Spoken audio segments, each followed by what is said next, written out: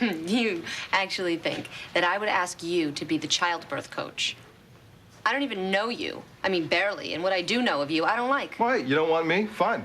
Give Loverboy a call. Loverboy. Hart. Well, I can't do that now, can sure I? you can. You just pick up the phone, dial his number. What is it? I'll call him for you. Hell, I'll even tell him for you myself. No, you won't. Why? Is there a problem?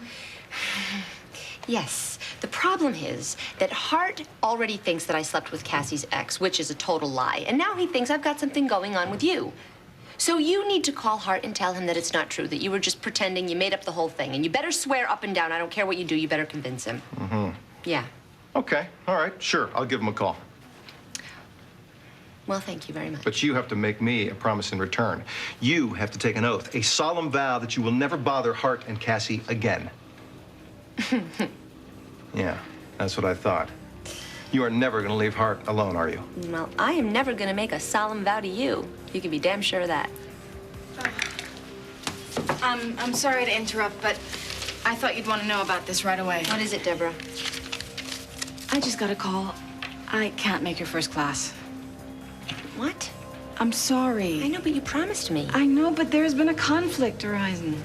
Well, there won't be a conflict if you could just get out of whatever it is you got to do. I can't.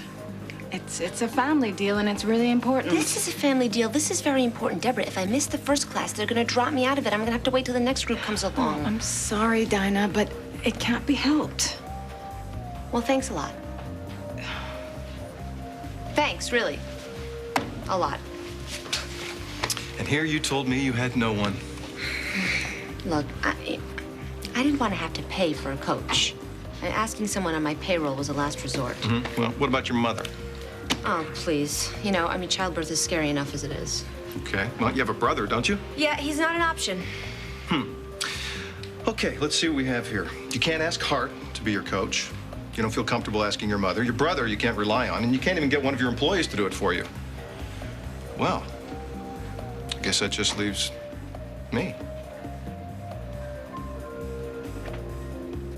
Of course I understand. You know, you can't, say you can be there at Christmas because Dinah's baby could be due then. Yeah, I get it. Cassie, you know there's nowhere I'd rather be for Christmas than with you. And Tammy. You know, it's silly for us to even be discussing this right now because it's August, right? I mean, why are we talking about Christmas? No, now is as good a time as any to talk about this. Tammy and I were talking about Labor Day the other day and how we should probably go have a picnic and take a drive somewhere. Don't change the subject. I know you're upset. I'm not upset. And it's my fault. I'm not upset. I want to talk about this. There's nothing to talk about, okay? I don't want to talk about anything. We agreed that we would communicate all the time. Now, what is it? I'm upset because the first time I talk about Christmas, what pops into your head? Dinah's due date. So yes, I'm upset, okay? How could this not pop into my head? There's a chance this kid could be mine. This is a big deal for me. Yeah, and I'm beginning to realize how big a deal it really is.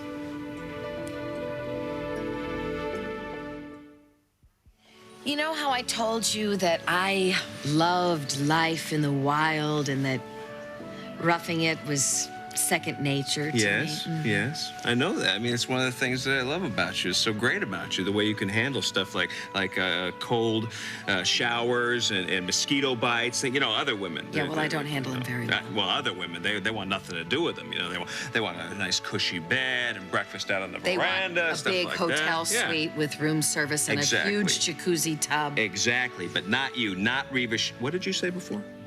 It's what I didn't say. I mean, I know that I told you that I could handle mosquito bites and cobwebs and cold showers, but I don't like that. I don't like it at all. How come you've never said that? Well, because you like it. You always loved that stuff. You thought it was great, and I loved you for that, and so I pretended that I loved it, too. Because you didn't want to disappoint me. You know what? It doesn't matter. Because the only thing that matters in this world is being with you.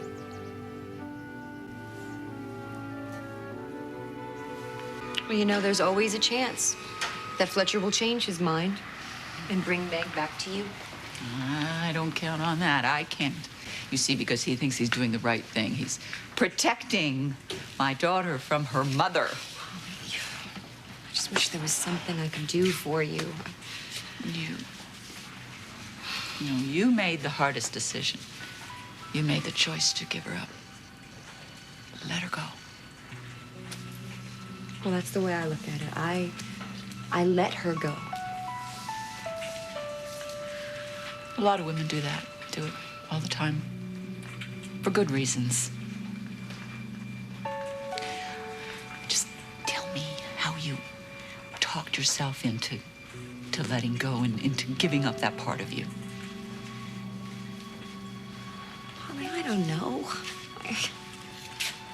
I was a kid. I was in high school. I mean, I wasn't ready to be a mother. And I wanted what was best for her.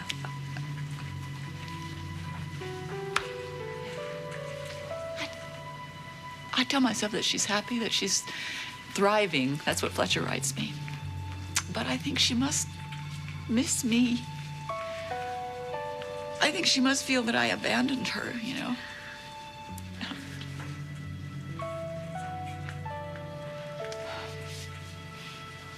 Are you gonna have more children? Oh, I would love to have another child someday.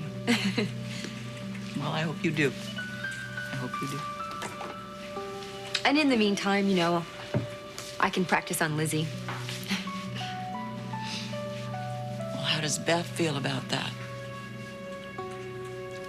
Oh, are you talking about what happened at Blake's the other day? Well, you know, Beth and I don't usually react to each other that way. That was a mistake. Was it? Or are you using Lizzie to replace the one you gave away? I didn't give my child away like a thing. I gave her a chance for a better life.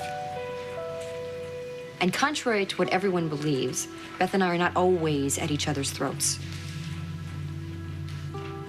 And you know, whatever problem Beth has with me, that has nothing to do with my feelings for Lizzie. No, you didn't just say that. Think about it, Philip. You think Harley is trying to steal Lizzie? Have you lost your mind? But, you know, if you're going to get angry about Yeah, it, you know what? Beth, I probably am going to get angry. You come out with garbage like this. It's not you think garbage. Harley is trying to steal Lizzie. Where do you come up with this stuff? Are you aware of the significance of that day for Harley? What Friday means to Harley? That is the day that she gave birth to her daughter. I know what it is. How do you know what it is? More importantly, what has it got to do with them having lunch together? Well, I think it's obvious. She's sorry she gave up her daughter and she's looking for a replacement. Oh, my God. Oh, my God. Oh, God. You know, Beth, the only thing that's obvious to me right now is that you have finally snapped. I've snapped. Well, you know what? You weren't at that Second Chances meeting where Harley just aired all of her misery. I mean, bang. And she turns into the poor tormented soul because she gave up her daughter. Let me tell you something. Let me tell you something. Giving up her daughter was the single most traumatic event in her life. She still has nightmares about that. Oh, you want to know about nightmares? Harley is a nightmare. She's my nightmare. She took you away, and I will be damned if she's... All right, that's enough! Enough! I've had it with your ranting and raving.